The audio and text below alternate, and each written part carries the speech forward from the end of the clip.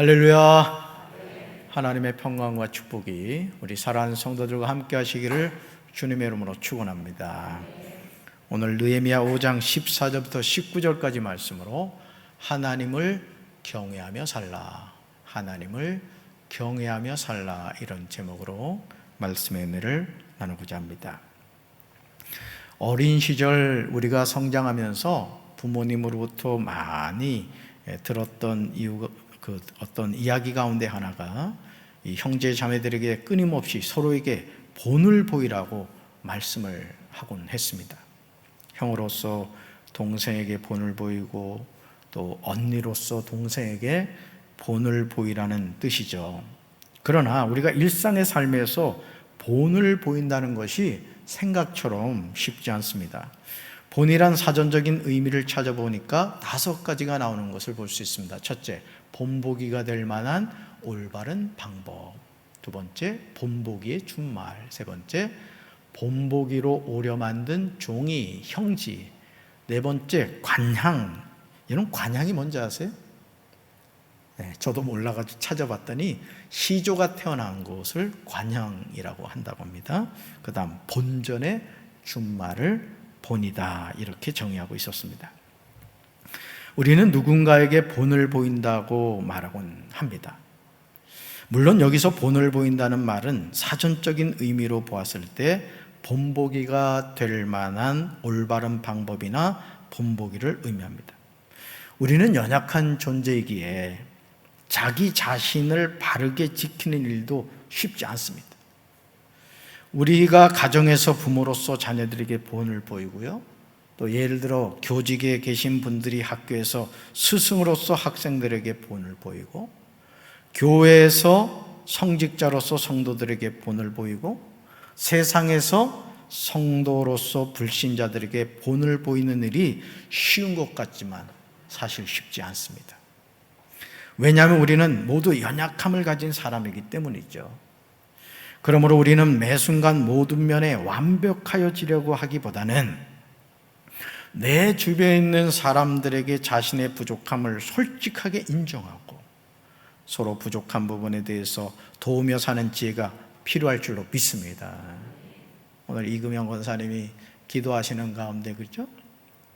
기뻐할 일이 있으면 같이 기뻐하고 슬퍼할 일이 있으면 같이 슬퍼하는 교회가 돼야 된다. 어쩌면 그렇게 기도를 잘하는지. 젓갈만 잘 파는 줄 알았더니 기도도 잘하시네 그냥. 여러분, 우리 교회가 그런 교회가 돼야 될 줄로 믿습니다. 그래서 서로 만나면 좋고, 그죠? 또 슬픈 일이 있을 때는 서로 그 슬픔을 나눌 때 하나님의 사랑이 우리 강경지을교회 가득 차게 될 줄로 믿습니다.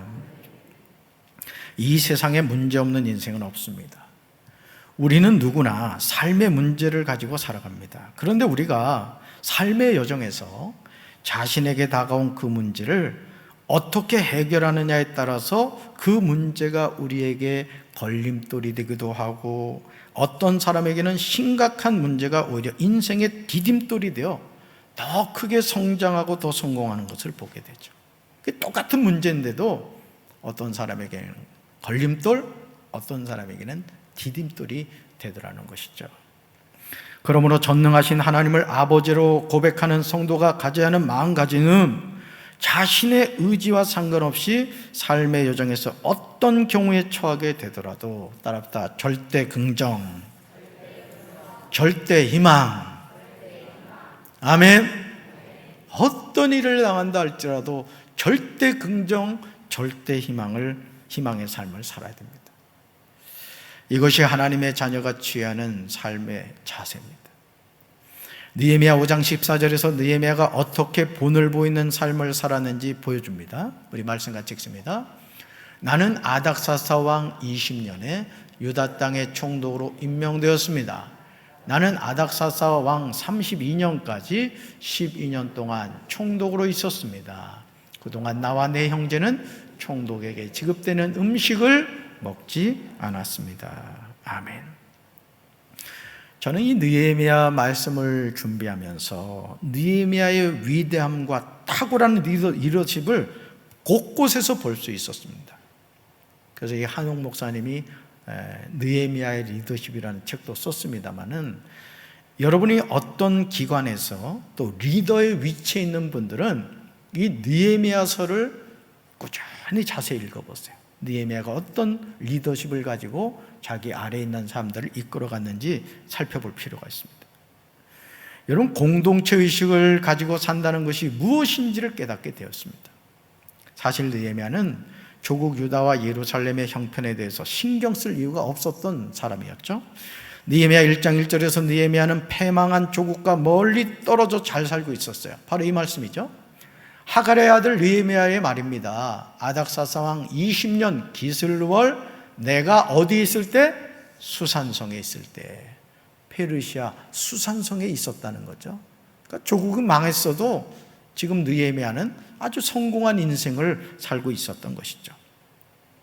느헤미야는 당시 최고의 제국인 페르시아의 수도인 수산궁에서 편안하게 있었습니다. 그럼에도 그는 조국이 처한 상황에 관한 이야기를 들은 이후 느헤미야의 삶은 바뀌게 됩니다. 오늘 우리에게 이런 마음가짐이 필요합니다. 느헤미야 1장 4절로 5절을 보시면 이런 느헤미야의 모습이 나오는 것을 보게 되죠. 자, 4절과 5절 같이 읽습니다. 내가 이 말을 듣고 앉아서 울고 수일 동안 슬퍼하며 하늘의 하나님 앞에 금식하며 기도하여 이르되, 하늘의 하나님 여호와 크고 두려우신 하나님이여, 주를 사랑하고 주의 계명을 지키는 자에게 언약을 지키시며 긍휼을 베푸시는 주여 간구하나이다. 아멘. 느헤미야는 조국이 처한 현실을 외면하지 않았습니다. 그는 편안한 자리를 박차고 일어나서 조국의 문제 앞으로 뛰어들었습니다. 그리고 하나님의 선한 도우심을 구합니다. 그래서 불가능하게 보이는 성벽 재건을 성실하게 이루어 간 것이죠. 자, 인생의 문제 앞에서 어떤 사람은 문제가 걸림돌이 되는 사람이 있고 어떤 사람은 그 문제가 디딤돌이 되는 사람이 있다고 했습니다. 오늘 문제 없는 인생이 없다 그랬죠. 자, 그렇다면 우리가 어떻게 해야 될까요? 저는 우리 사랑하는 성도 여러분들이 삶의 여정에서 어떤 인생의 문제를 만나더라도 살아계신 하나님을 의지함으로 그 문제가 디딤돌이 될 수 있게 되기를 주님의 이름으로 축원합니다. 근데요, 일은 쉬운 일이 아니었습니다. 내우외환이라는 말처럼 산 넘어 산이었습니다. 하나를 해결하면 또 다른 문제가 떡하니 버티고 있었습니다. 하지만 느헤미야는 낙심하지 않았습니다. 따라합시다. 낙심하지 말자.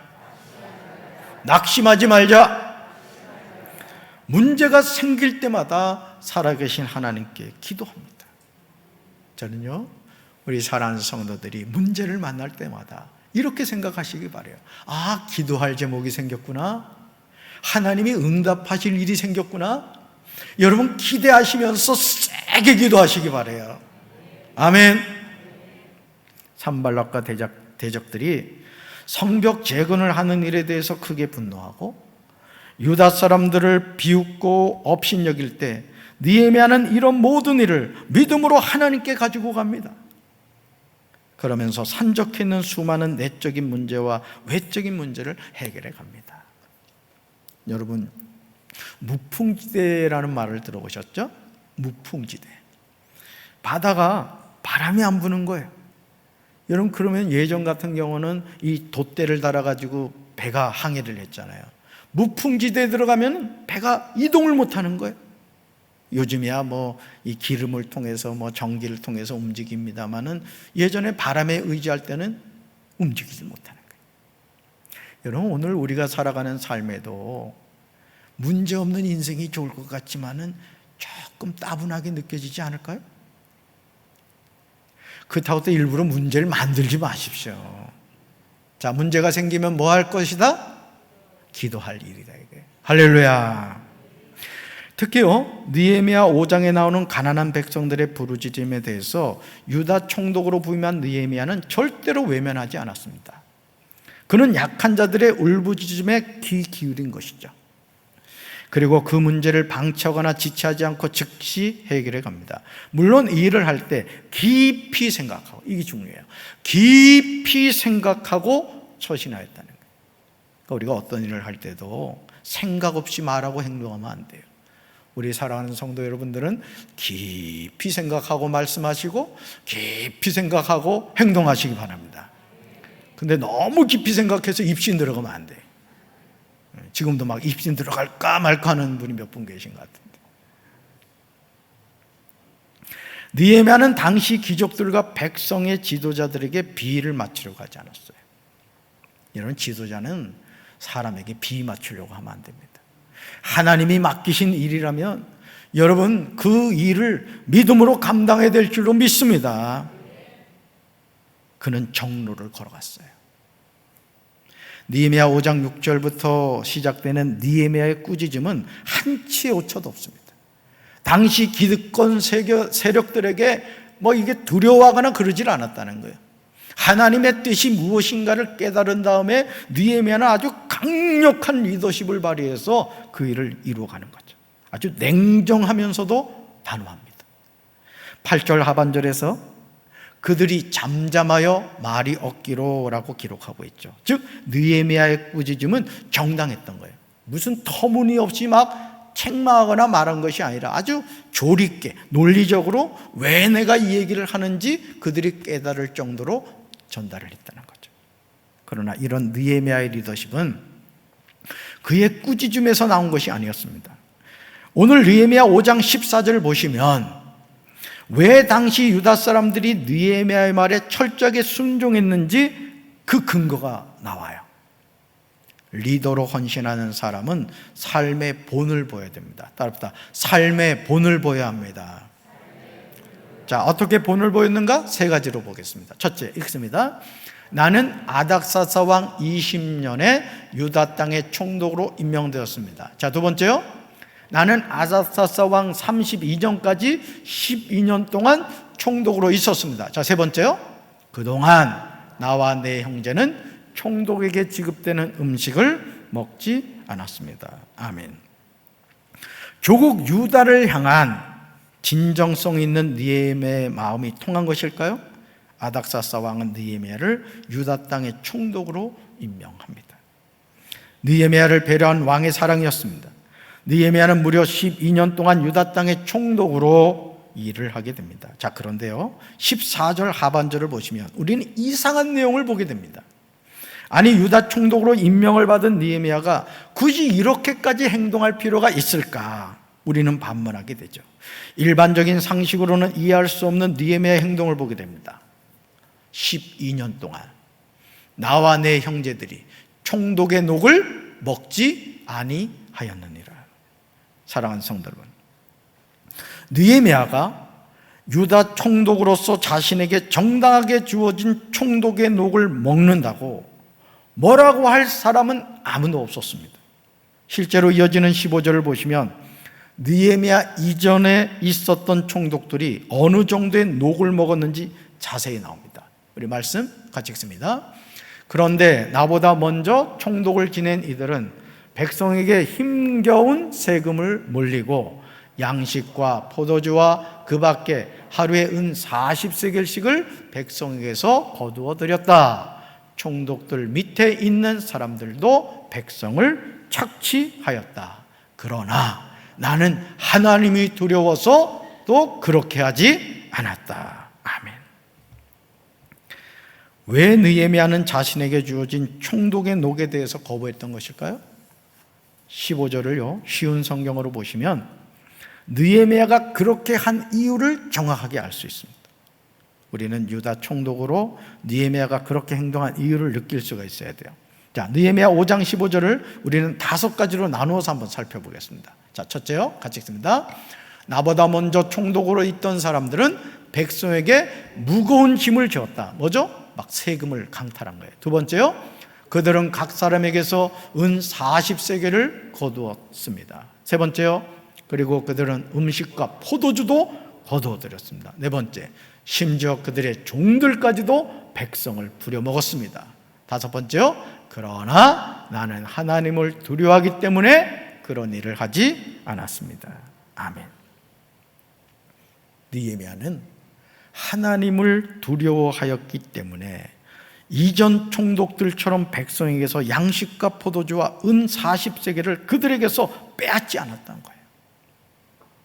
유다 지도자인 총독이 본을 보이지 않으니까 그의 밑에 있던 사람들도 백성을 압제한 것을 보게 됩니다. 그래서 리더는 행동을 잘해야 돼요.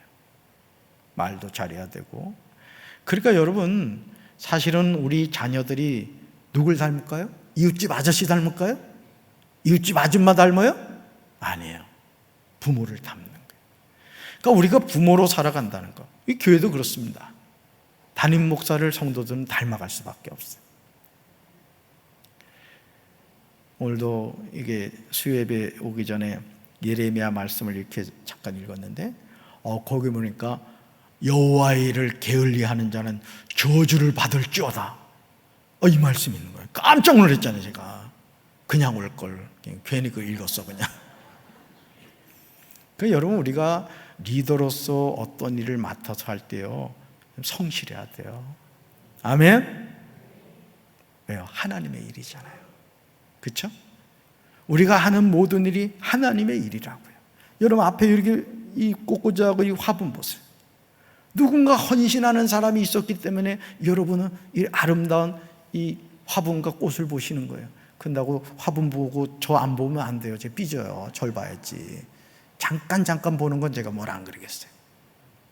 여러분, 하나님의 일은 어떻게 된다? 성실하게 해야 한다는 거예요. 자, 보세요. 그리스도인의 삶이란 어떤 것이냐? 예수님은 하나님의 자녀는 세상의 소금이고 세상의 빛이라고 말씀하셨습니다. 이 말은 세상에서 본이 되어야 된다는 거야.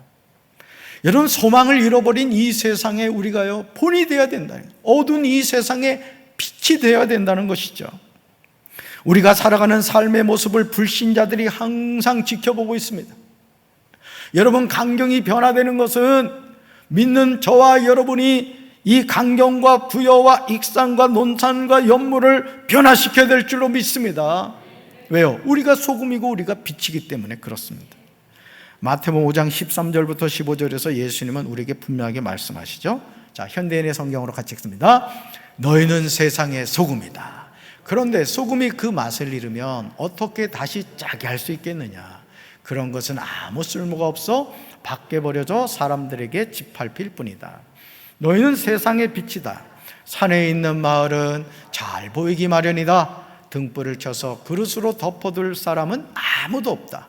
오히려 그것을 등잔 위에 올려놓아 집안에 있는 모든 사람에게 비치게 하지 않겠느냐. 아멘.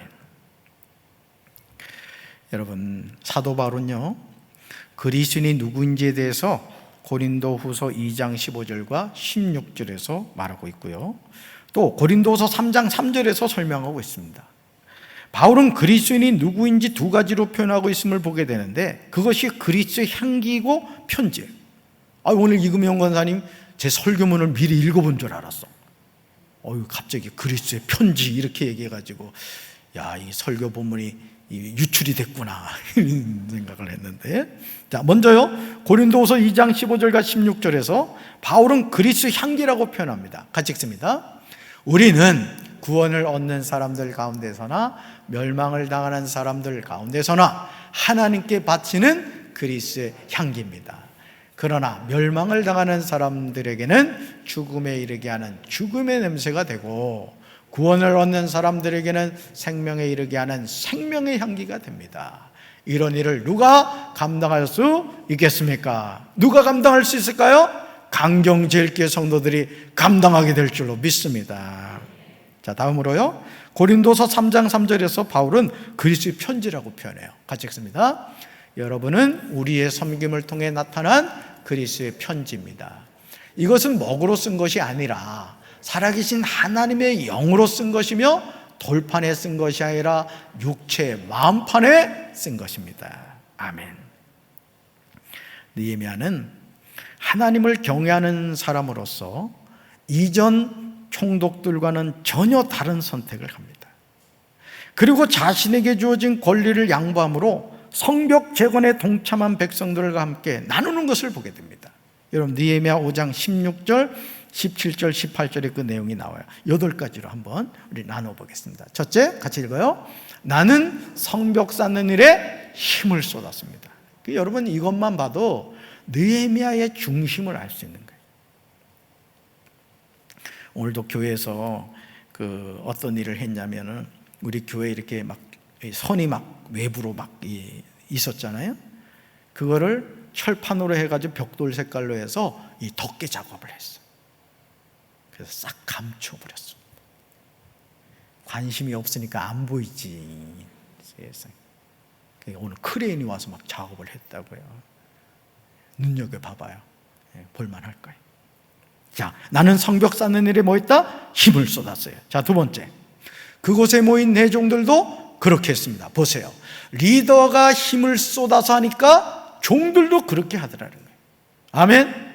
자, 세 번째, 우리는 밭을 사들이지 않았습니다. 뭐죠? 힘을 모았다는 거예요. 성벽 재건에. 네 번째요, 같이 읽습니다. 게다가 나는 우리 주변의 여러 나라에서 온 사람 말고도 유다 사람과 관리 150명을 먹여 살렸습니다. 와, 이 리더의 모습이에요. 자, 다섯 번째요, 같이 읽어요. 그들을 먹여 살리기 위해 날마다 황소 1마리와 기름진 양 6마리와 닭들을 준비했습니다. 여러분, 느헤미야가 이럴 필요 있어요, 없어요? 이럴 필요가 없다고요. 근데 리더로서 성벽 재건을 하는 일에 힘을 쏟기 위해서 이렇게 헌신하는 것을 보게 되죠. 여섯 번째요, 그리고 열흘에 한 번씩 각종 포도주도 준비했습니다. 그 다음요, 같이 읽어요. 그러나 나는 총독이 되면 당연히 받아야 할 음식을 한 번도 달라고 하지 않았습니다. 여덟 번째요, 그렇게 한 까닭은 백성들의 짐이 너무 크다는 것을 알고 있었기 때문입니다. 아멘. 느헤미야의 관심은 오직 하나님께 있었던 거예요. 전 저와 여러분이 그렇게 되길 바랍니다. 그냥 하나님을 자꾸 생각해요. 우리의 관심은 하나님께 있어야 된다고요. 아멘.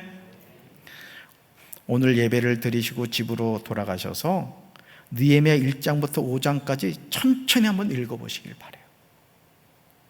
느헤미야가 얼마나 하나님을 경외하는 사람인지 알게 되실 것입니다.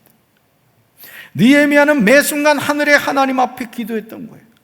전 우리 사랑하는 강경제일교회 성도 여러분들이 아침에도 한낮에도 저녁에도 다니엘이 하루에 3번씩 기도했던 것처럼, 베드로 요한이 하루에 3번씩 기도했던 것처럼, 우리 사랑하는 성도 여러분들도 길게 기도하지 못하더라도 잠깐이라도 하나님, 오후에 제가 이런 일을 시작합니다. 주님 도와주세요. 또 저녁밥 먹고 주님, 제가 저녁에 이런 일을 합니다. 주님 도와주세요. 여러분, 매 순간 하나님의 도우심을 구하는 기도를 하며 살게 되길 주님의 이름으로 축원합니다. 왜냐하면요, 하나님을 경외하는 삶을 살았기 때문이에요. 여러분, 기도를 자꾸 너무 어렵게 하려고 생각하지 마세요. 눈을 뜨고도 할 수 있어요. 걸어가면서도 할 수 있다고요. 하나님이 우리에게 찾으시는 것은 뭔지 아십니까? 우리 마음을 찾으시는 거예요. 너 정말 나 필요하니? 응? 너 정말 나 필요해? 여러분, 토미테니 목사님한테 하나님이 오셔서 성령님이 물으신 게 그거라는 거예요. 토미테니, 너 정말 나 원하니? 너 정말 나 원해? 그렇게 물으시더래요. 이 시간 주님이 저와 여러분이 물으십니다. 너 정말 나 필요하니? 어째 아멘이 없습니까? 하나님 필요하십니까? 그럼요. 하나님 없이 우리 못 살아요. 하나님이 너무너무 우린 필요한 사람들이죠. 잠언 8장 17절에서 하나님은 저와 여러분이 평생 잊지 말아야 할 말씀을 하십니다. 이거 암송해야 될 말씀이에요. 같이 읽습니다. 나를 사랑하는 자들이 나의 사랑을 입으며 나를 간절히 찾는 자가 나를 만날 것이니라. 아멘. 자, 질문 들어갑니다. 여러분, 이 대답은 못 본 것 같이 하면서 대답을 해야 돼요. 자, 누가 하나님의 사랑을 입습니까? 와, 똑똑해요. 누가 하나님을 만나게 됩니까? 아멘. 느헤미야는 자신의 삶을 통해서 하나님의 선한 손이 자신을 도와주신다는 사실을 경험으로 알았어요. 이걸 알아야 돼요, 여러분. 제가 강경제일교회 부임해가지고 입으로 자꾸 얘기한 것들이 있어요. 입으로 자꾸 자꾸 얘기한 것들이 하나하나 이루어지는 거예요. 여러분 믿음으로 선포하시기 바랍니다. 그걸 이제 조용기 목사님은 이제 4차원의 영적 세계라고 하는데, 믿음은 바라는 것들의 실상이요 보이지 않는 것들의 증거니 선진들이 증거를 얻었다는 거예요. 여러분 에디슨이 전구를 만든다고 할 때 사람들이 다 비웃었거든요. 그런데 그 전구를 바라보다고 하니까 나중에 그 필라멘트를 만든 거 아닙니까? 오늘 하나님의 자녀도 마찬가지입니다. 믿음의 눈을 뜨고 바라보시길 바라요. 여러분의 삶이, 여러분의 가정이, 우리 강경제일교가 어떤 모습으로 되어 있을 것인가, 믿음의 눈을 가지고 바라볼 때 하나님이 이루어 주실 줄로 믿습니다. 그러므로 하나님의 선한 손이 자신을 도운 일에 대해서 분명하게 간증할 수 있었어요. 저는 우리 성도 여러분들이 간증하는 성도들이 되길 바라요. 느헤미야는 하나님이 형통하게 하시는 분임을 알았습니다. 느헤미야의 관심은 자신의 필요를 채워주는 총독의 녹이 있지 않았던 거예요. 이 세상에서 누리는 자신의 부귀영화에 있지도 않았어요. 느헤미야는 성벽 쌓는 일에 온 힘을 다 쏟았습니다. 그러자 그곳에 모인 느헤미야의 종들도 그렇게 행동한 거예요. 담임 목사가 그냥 막 거미줄 치고 다니까 며칠 전인가 어느 권사님이 세상에 거미줄 막 치더라고. 그래서 박재진이 또 하나 생겼구나 그랬지. 담임 목사 닮거든요. 우리 성가대는요 지휘자 닮습니다. 지휘자가 어떻게 지휘하느냐에 따라서 성가대가 닮아가거든요. 이양 닮을 거 예수님 닮으시기 바라요. 할렐루야. 저와 여러분이 주님의 몸인 교회에서 주님의 일을 맡아서 하다 보면 때로는 정당하게 요구해도 되는 부분에 대해서 양보할 줄 알아야 된다는 거죠. 유다 총독인 느헤미야는 그렇게 했습니다. 느헤미야는 총독이 되면 당연히 받아야 할 음식을 한 번도 달라고 하지 않았다는 거예요. 왜냐하면 백성들의 짐이 너무 크다는 것을 알고 있었기 때문입니다. 느헤미야는 당시 유다 백성들의 무거운 짐을 너무도 잘 알고 있었던 거예요. 그래서 자신의 권리보다는 백성의 형편을 헤아린 거예요. 이런 분명한 내려놓음을 하였기에 느헤미야 5장 19절에서 느헤미야는 살아계신 하나님께 당당하게 기도한 거예요. 우리 이렇게 기도할 수 있어야 돼요. 같이 읽습니다. 나의 하나님, 내가 이 백성을 위하여 하는 모든 일을 기억하시고 은혜를 베풀어 주십시오. 아멘. 여러분 이걸 요즘 버전으로 바꿀까요? 나의 하나님, 내가 강경제일교회에서 수고하고 내 시간과 물질로 헌신한 것 하나님 기억해 주십시오. 여러분 이게 교만한 기도입니까? 아니에요. 당당하게 기도할 수 있어야죠. 하나님이 아시잖아요. 아멘. 그래서 가장 현명한 투자가 땅에 투자하는 게 아니라 하늘에 투자하는 거예요. 그럴 수 있게 되시길 주님의 이름으로 축원합니다. 사랑하는 성도 여러분, 분명히 기억하시기 바라요. 저와 여러분의 삶은 평가됩니다. 우리가 어떻게 살았는지 하나님은 정확하게 판단하시고 상을 줄 사람은 상을 주시고 책망할 사람은 책망을 받게 될 것입니다. 저는 사랑하는 강경제일교회 모든 성도가 주님 앞에 서셨을 때 칭찬받고 상 받게 되길 주님의 이름으로 축원합니다. 그래서 담임 목사가 강단에서 상 받을 길을 자꾸 알려주는 거예요. 순종하는 자에게 복이 있을 줄로 믿습니다. 그러므로 베드로전서 1장 17절에서 사도 베드로는 우리에게 이렇게 권면합니다. 같이 읽습니다. 여러분의 기도를 듣는 하늘에 계시는 아버지는 결코 불공평하게 심판하신 분이 아닙니다. 그분은 여러분이 행한 모든 일을 정의와 공평으로 심판하십니다. 그러므로 여러분은 지금부터 하늘나라에 들어갈 때까지 주님을 두려워하는 마음으로 경건하게 살아가십시오. 우리 한 번 더 읽어봅시다. 한 번 더요? 같이 읽어요. 여러분의 기도를 듣는 하늘에 계시는 아버지는 결코 불공평하게 심판하신 분이 아닙니다. 그분은 여러분이 행한 모든 일을 정의와 공평으로 심판하십니다. 그러므로 여러분은 지금부터 하늘나라에 들어갈 날까지 주님을 두려워하는 마음으로 경건하게 살아가십시오. 아멘. 언제까지요? 하늘나라에 들어갈 때까지 하나님만 바라보시고 주님 주신 사명을 믿음으로 잘 감당해 하나님 앞에 섰을 때 옛단 이상이다 그냥 큰 상을 받는 우리 사랑하는 성도들 되기를 주님의 이름으로 축원합니다. 우리 가슴에 손 얹읍시다. 하나님 아버지, 맡은 자에게 구할 것은 충성이라고 했습니다. 오늘 주님이 연약한 죄들을 불러주신 것은 사람이 없어서가 아니라 우리에게 상급 주시려고, 때로는 힘겹고 무겁게 느껴지는 일이지만 우리에게 사명을 맡겨주신 줄로 믿습니다. 원망하거나 불평하지 않고 하나님이 나를 인정하여서 이 일을 맡겨주셨다는 사실을 생각하며 성실하게 최선을 다해서 하나님 영광 돌리는 우리 강경제일교회 모든 성도들 되게 도와 주옵소서. 느헤미야의 리더십을 본받게 하시고 나 한 사람으로 말미암아 가정이 변화되게 하시고 교회가 변화되게 하시고 조국 대한민국이 살만한 나라가 될 수 있도록 주여 우리가 소금과 빛의 역할을 감당하게 도와 주시옵소서. 우리 사랑하는 성도들을 축복하여 주시옵소서. 이제는 우리 주 예수 그리스도의 크신 은혜와 하나님 아버지의 한없는 사랑과 성령님의 교통하심이 주님이 주신 사명을 믿음으로 잘 감당하기 원하는 사랑하는 주의 백성들 위해 이제부터 영원토록 함께 하시기를 간절히 축원하옵나이다. 아멘.